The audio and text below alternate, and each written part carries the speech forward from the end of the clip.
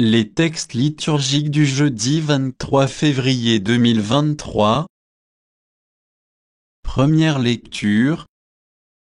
Voix. Aujourd'hui je vous propose la bénédiction ou la malédiction, Deutéronome 30, 15-20.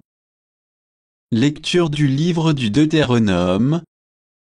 Moïse disait au peuple, Vois, je mets aujourd'hui devant toi, ou bien la vie et le bonheur, ou bien la mort et le malheur.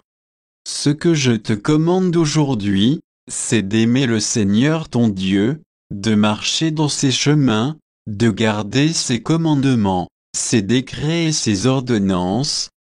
Alors, tu vivras et te multiplieras, le Seigneur ton Dieu te bénira dans le pays dont tu vas prendre possession.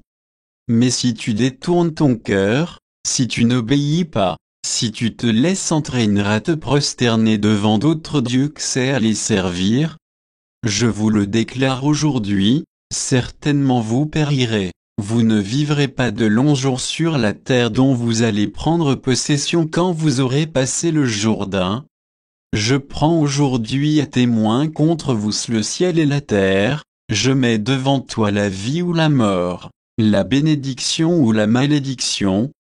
Choisis donc la vie, pour que vous viviez, toi et ta descendance, en aimant le Seigneur ton Dieu, en écoutant sa voix, en vous attachant à lui.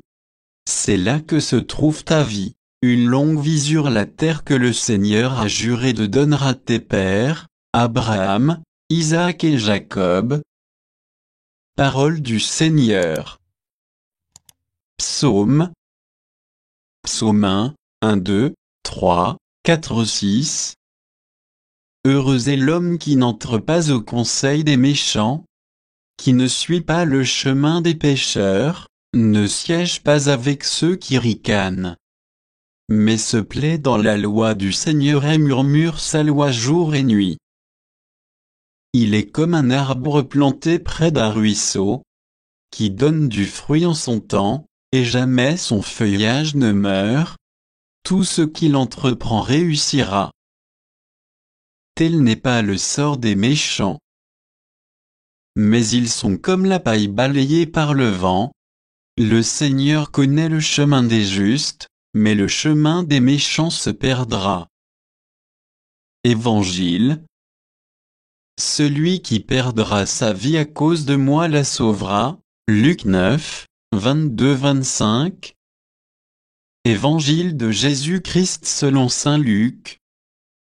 En ce temps-là, Jésus disait à ses disciples, il faut que le Fils de l'homme souffre beaucoup, qu'il soit rejeté par les anciens, les grands prêtres et les scribes, qu'il soit tué, et que, le troisième jour, il ressuscite.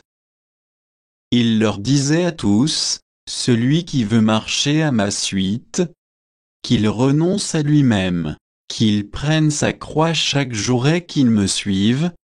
Car celui qui veut sauver sa vie la perdra, mais celui qui perdra sa vie à cause de moi, la sauvera. Quel avantage un homme aura-t-il à gagner le monde entier, s'il se perd ou se ruine lui-même? Acclamons la parole de Dieu.